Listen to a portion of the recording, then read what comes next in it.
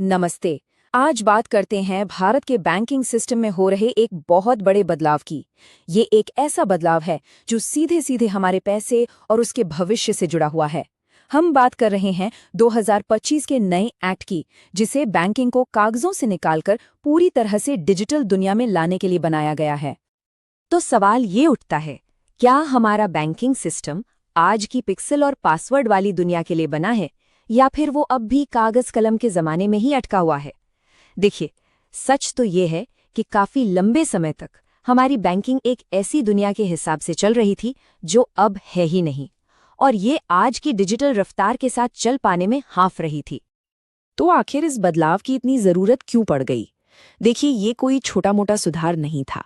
ये एक तरह का डिजिटल वेकअप कॉल था, एक अलार्म था कि अगर सिस्टम को अब नहीं बदला गया तो ये आज की चुनौतियों का सामना बिल्कुल नहीं कर पाएगा।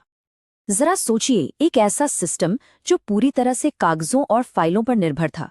हर छोटे बड़े काम के लिए ब्रांच के चक्कर लगाने पड़ते थे। फिर आई जनधन योजना, जिसने करोड़ों नए लोगों को बैंकिंग से तो जोड़ दिया, लेकिन इसने पुराने कागजी सिस्टम की सारी कमजोरियों को भी सामने लाकर खड़ा कर दिया और इसे नए जमाने के साइबर धोखेबाजों का एक आसान निशाना बना दिया। और बस इन्हीं सब चुनौतियों का जवाब बनकर सामने आया 2025 का ये नया एक्ट।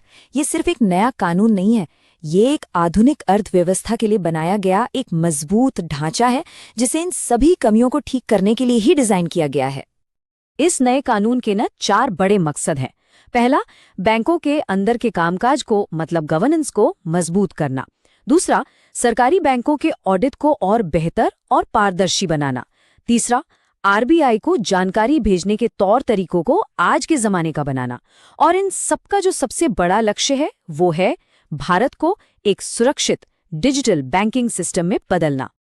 चलिए अब उस हिस्से पर आते हैं जो सीधे सीधे हम सब पर यानी डिपॉजिटर्स पर असर डालता है। आखिर ये नया कानून हमारे पैसे को ज्यादा सुरक्षित और हमारे काम को आसान कैसे बना रहा है?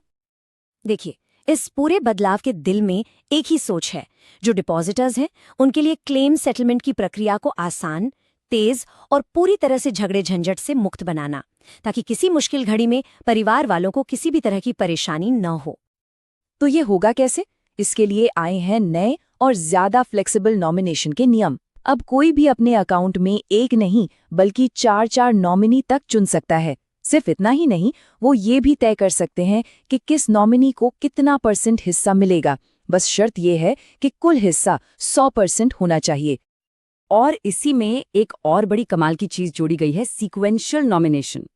अब इसका मतलब क्या है? बड़ा सीधा सा है कि अगर पहला नॉमिनी किसी वजह से दावा नहीं कर पाता तो दूसरा नॉमिनी अपने आप उसका हकदार बन जाएगा। इससे पूरी प्रक्रिया एकदम स्मूथ हो जाती है और किसी भी तरह की कानूनी देरी या विवाद की गुंजाइश ही खत्म हो जाती है। अच्छा, तो ये तो हुई जमाकर्ताओं की बात। अब जरा देखते हैं कि ये कानून खुद बैंकों को अंदर से कैसे मजबूत कर रहा है, क्योंकि एक मजबूत बैंकिंग सिस्टम ही तो हम सबके लिए अच्छा है ना? अब आगे बढ़ने से पहले एक शब्द समझना बहुत जरूरी है, सब्सटैंशियल इंटरेस्ट। आसान भाषा में कहें तो इसका मतलब है किसी बैंक में किसी व्यक्ति या कंपनी की इतनी बड़ी हिस्सेदारी कि वो बैंक के जरूरी फैसलों पर असर डाल सके। और यहाँ एक बहुत ही दिलचस्प बात है। ये जो नियम था ना, ये आखिरी बार 1968 में सेट किया गया था, जब सब्सटैंशियल इंटरेस्ट की लिमिट थी सिर्फ 5 लाख रुपए। सोचिए जरा, 1968 के 5 लाख, आज के समय में तो ये बहुत ही पुरानी बात हो गई। इसीलिए अब इसे बदलते हुए सीधा 2 करोड़ रुपए कर दिया गया है। तो मतलब क्या हुआ इसका? सीधा सा मतलब है कि अब जिसकी भी हिस्सेदारी 2 करोड़ रुपए से ज्यादा होगी, उस पर रेगुलेटर की कड़ी नजर रहेगी। मकसद साफ है कि कोई भी बड़ा निवेशक अपने पैसे के दम पर बैंक के फैसलों को अपने फायदे के लिए ना घुमा सके। इसी तरह कोऑपरेटिव बैंकों के कामकाज को बेहतर बनाने के लिए भी एक बदलाव हुआ है। यहाँ पर डायरेक्टर्स का कार्यकाल 8 साल से बढ़ाकर 10 साल कर दिया गया है, ताकि उन्हें पॉलिसीज को लागू करने और स्थिरता लाने के लिए थोड़ा ज्यादा वक्त मिल सके। सरकारी बैंकों के लिए एक और बहुत बड़ा सुधार ऑडिट की प्रक्रिया में हुआ है। पहले क्या था कि ऑडिटर्स की फीस रेगुलेटर तय करते थे, लेकिन अब बैंक ये खुद तय कर सकते हैं। इसके पीछे की सोच बड़ी सिंपल है कि अच्छी फीस देकर वो देश की टॉप ऑडिट फर्म्स को अपनी तरफ खींच पाएंगे, जिससे ऑडिट की क्वालिटी अपने आप सुधर जाएगी। एक और छोटा सा लेकिन बहुत काम का बदलाव हुआ है आरबीआई को रिपोर्टिंग करने के तरीके में। पहले बैंकों को महीने के आखिरी शुक्रवार को रिपोर्ट करना होता था, अब इसे बदलकर महीने का आखिरी दिन कर दिया गया है।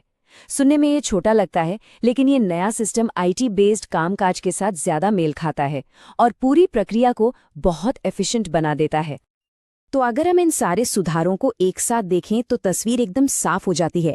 बेहतर गवर्नेंस, हाई क्वालिटी ऑडिट्स और आज के जमाने की रिपोर्टिंग, ये तीनों चीजें मिलकर हमारे बैंकिंग सिस्टम को पहले से कई ज्यादा मजबूत, पारदर्शी और कुशल बनाती हैं। तो इन सभी बदलावों का निचोड़ क्या है? मतलब आखिर में फायदा किसे और कैसे हो रहा है? चलिए इसी को समझते हैं। सबसे पहला और सबसे बड़ा फायदा है हम जैसे आम जमाकर्ताओं को। आसान क्लेम प्रोसेस और ज्यादा पारदर्शिता का मतलब है ज्यादा सुरक्षा और मन की शांति। दूसरा फायदा है खुद बैंकों को। आज के जमाने की रिपोर्टिंग, बेहतर ऑडिट और ऑटोमेशन की वजह से उनका कामकाज पहले से कहीं ज्यादा आसान और तेज हो जाएगा। और जाहिर सी बात है, जब बैंक मजबूत होते हैं तो इसका सीधा असर पूरी अर्थव्यवस्था पर पड़ता है। बेहतर गवर्नेंस और फाइनेंशियल स्टेबिलिटी के साथ ये एक्ट असल में देश की आर्थिक नींव को और भी पक्का कर रहा है।